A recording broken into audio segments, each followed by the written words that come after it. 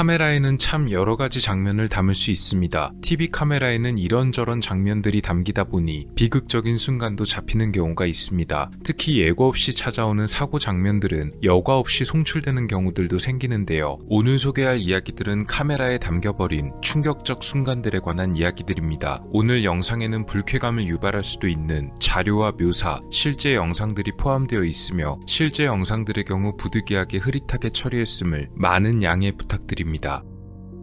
카렐 수체크는 체코 출신의 스턴트맨이었습니다. 1947년 체코에서 태어났고 이후 캐나다로 옮겨 온타리오주 해밀턴에서 살았습니다. 카렐은 자동차를 만드는 공장의 직원으로 일했지만 또 다른 꿈이 하나 더 있었다고 합니다. 그것은 바로 스턴트맨으로서의 삶이었다고 하는데요. 위험할수록 보상이 더욱 크다고 생각했던 그가 처음으로 눈을 돌렸던 것은 어느 폭포였습니다. 바로 나이아가라 폭포였다고 하는데요. 세계적으로 유명한 이 폭포에서 위험한 스턴트를 수행하고 멋지게 성공하면 세계적으로 이름을 알릴 기회라 생각했습니다. 그는 자동차 공장에서 일했던 경력을 살려서 특수한 장비를 하나 만들었는데요. 그것은 바로 강철로 만들어진 거대한 통이었습니다. 카렐의 아이디어는 무척이나 간단했습니다. 통 안에 들어간 채로 폭포의 급류를 타고서 폭포 아래 그대로 떨어지는 스턴트를 하겠다는 것이었습니다. 카렐은 1977년 이 계획을 성공시키고 1984년에 한 번 더 도전을 하기로 계획합니다. 카렐이 들어있는 통을 물 위에 띄우자마자 빠른 속도로 통이 떠내려갔다고 합니다. 약 시속 120km 정도가 되는 무척 빠른 속도였다고 하네요. 그리고 그의 두 번째 스턴트 역시도 성공적이었다고 합니다. 다만 이번 스턴트에서는 부상을 입고 말았는데 통에서 구조되자마자 병원으로 직행해야만 했고 그가 탔던 통은 그대로 압수되었다고 합니다. 비록 이 두 번째 시도에서 통 제작에만 15,000달러, 또 인건비와 병원비를 포함해 3만 달러가 넘는 돈이 들었지만 스턴트의 성공 이후 인터뷰 요청과 상품 판매를 통해 들어갔던 예산을 전부 회수할 수가 있었다고 하네요. 스턴트의 성공, 또 금전적인 성공까지 얻게 되면서 카렐은 또 다른 시도를 하나 더 계획하게 됩니다. 폭포 근처에 자신의 박물관을 짓겠다는 것이었습니다.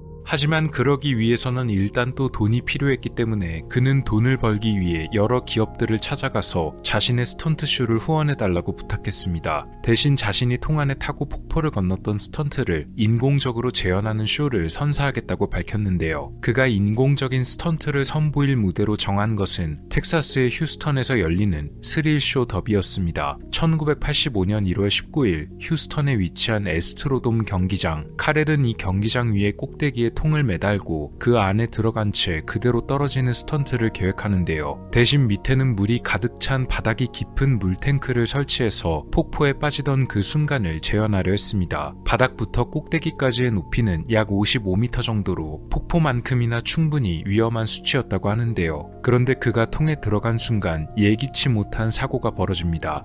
원래는 예정된 신호에 맞춰서 시작을 했어야 하는데 신호보다 일찍 통이 먼저 이탈해버린 것입니다. 그마저도 통이 물탱크 안에 잘 들어갔다면 모르겠지만 불행하게도 그가 타고 있던 통은 물탱크 안이 아닌 물탱크의 단단한 가장자리에 그대로 충돌하고 말았는데요. 중계를 하고 있던 장내 아나운서 역시도 이 상황은 쇼가 아닌 실제 상황이라고 말하면서 카렐이 사고를 당했음을 급히 알렸습니다. 물탱크의 단단한 가장자리에 부딪힌 충격으로 인해 비극적이게도 카렐 수체크는 머리를 비롯하여 가슴 부분까지 큰 중상을 입은 상태였고 결국 그날을 넘기지 못하고 목숨을 잃고 말았습니다. 그의 나이는 겨우 37세였다고 하네요.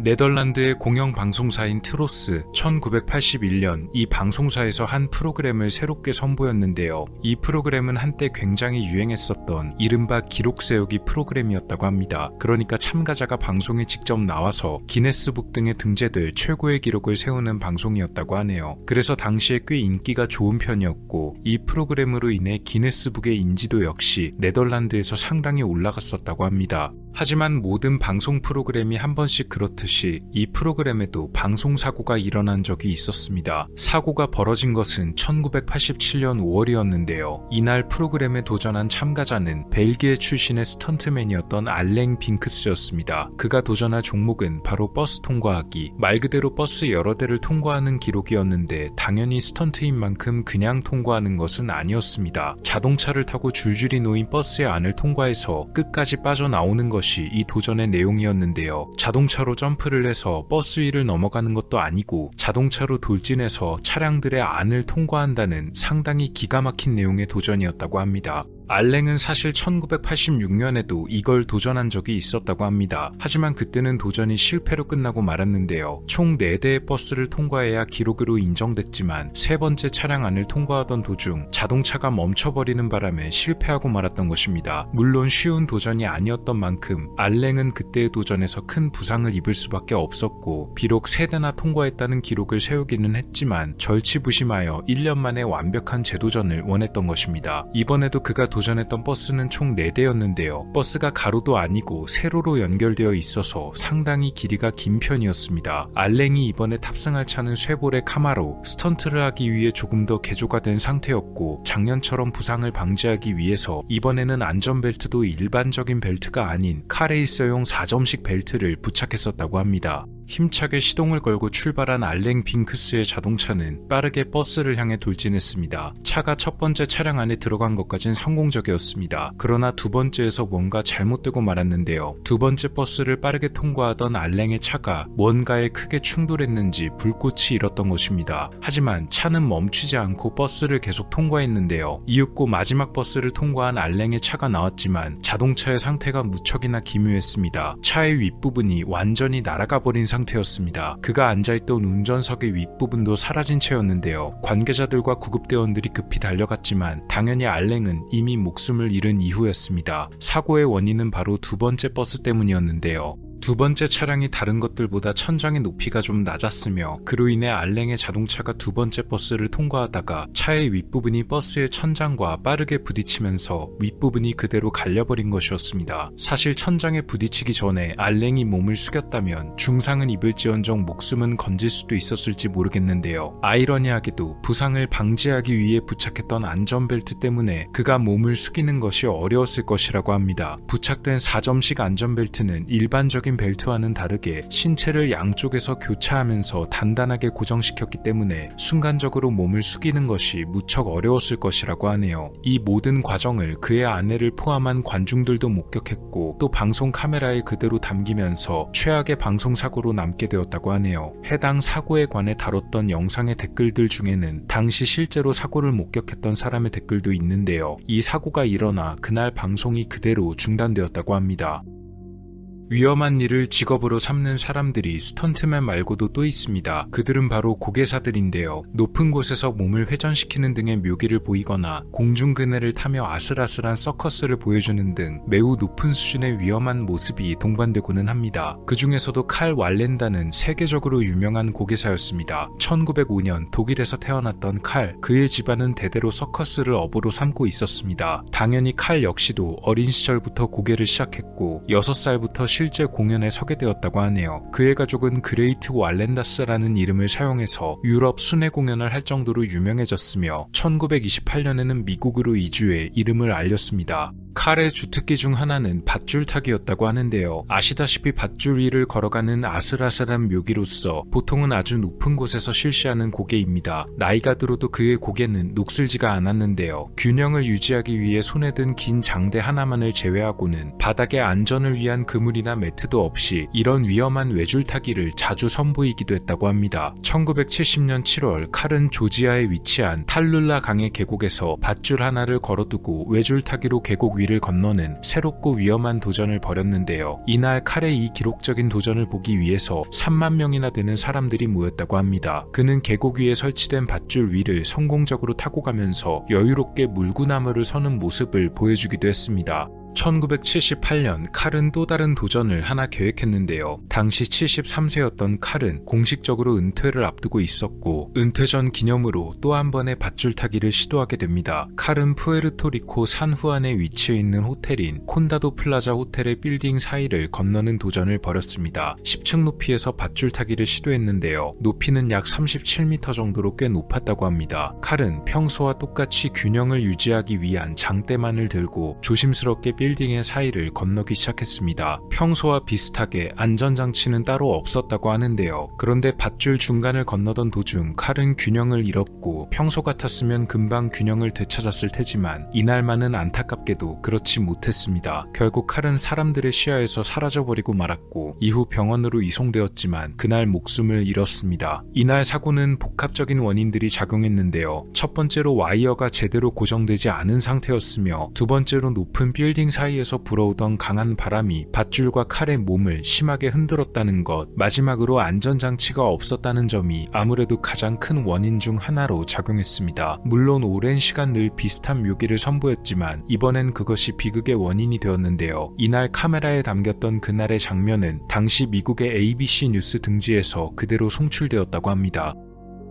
가장 위대한 마술사 중 한 명으로 기록된 사람 해리 후디니, 그의 특기는 바로 탈출 마술이었습니다. 밧줄이나 사슬 등으로 몸을 꽁꽁 묶은 다음 좁은 통 안에 들어가 통의 입구까지 전부 막아둔 뒤에 그 안에서 무사히 바깥으로 빠져나온다든가 혹은 물이 담긴 수조 속에 갇힌 채로 탈출하는 등 현재 많은 마술사들이 보여주는 탈출 마술의 귀재였는데요. 이런 탈출 마술을 시도하던 수많은 마술사들이 있었습니다. 조 버루스 역시도 그런 마술사들 중 한 명이었습니다. 1958년 미국에서 태어난 버루스는 원래 정원사로 일하다가 늦은 나이에 마술에 입문했던 사람이었는데요. 어메이징 조라는 예명을 써서 활동했었다고 합니다. 그는 평범한 마술도 충분히 매력적이기는 하지만 대중들의 관심을 끌기 위해선 흥미로운 것이 필요하다 생각했고 그 해답으로 찾아낸 것이 바로 탈출 마술이었다고 합니다. 버루스가 주로 했던 탈출 마술은 관 속에서 탈출하는 것이었는데요. 특별하게 투명한 플라스틱으로 제작된 관을 사용함으로써 안에 들어간 자신을 누구나 볼 수 있게 하는 것이었습니다. 하지만 이게 관 속에 들어가는 것만이 끝이 아니었는데요. 땅을 깊게 파고 그 안에 관을 넣은 다음 위에 흙을 덮어서 완전히 자신을 땅 속에 묻어버리고 그 뒤 땅 속에서 바깥으로 탈출하는 것이었습니다. 버루스는 이 마술을 종종 이웃들 앞에서 보여주거나 혹은 작은 공연 등에서 보여주기도 했다는데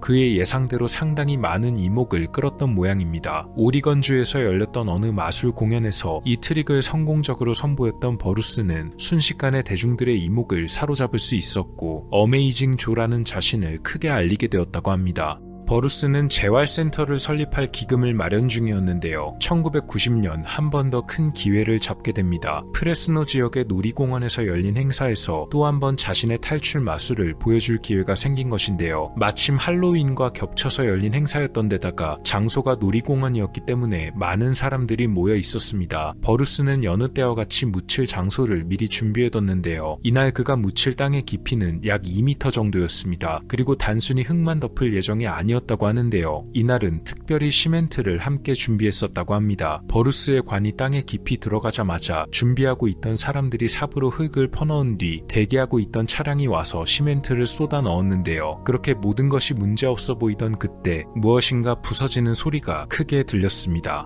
바로 버루스가 묻혀있던 땅속에서 관이 부서지는 소리였습니다. 평소 그가 보여주던 마술에선 들어본 적이 없는 소리였고 조수들과 주변 사람들은 뭔가 잘못됐음을 알아차렸는데요. 서둘러 시멘트를 걷어내고 흙도 퍼올렸지만 버루스는 이미 목숨을 잃은 상태였다고 합니다. 부검 결과 그는 순식간에 몸에 가해진 큰 압력으로 인한 흉부 압박 때문에 최후를 맞이했다고 하네요. 이 사고의 가장 큰 원인은 바로 시멘트였습니다. 물과 섞은 시멘트를 부어넣는 바람에 무게가 가중되었고 하필이면 이날 땅도 젖어 있었기 때문에 그냥 흙의 무게만 해도 꽤 무거운 상태였다고 합니다. 게다가 그가 사용하던 플라스틱 관은 제대로 보강이 되지 않아서 이 무게를 견딜 수가 없었다고 하네요. 비극적인 그의 최후는 이날 그대로 카메라에 담겼다고 합니다.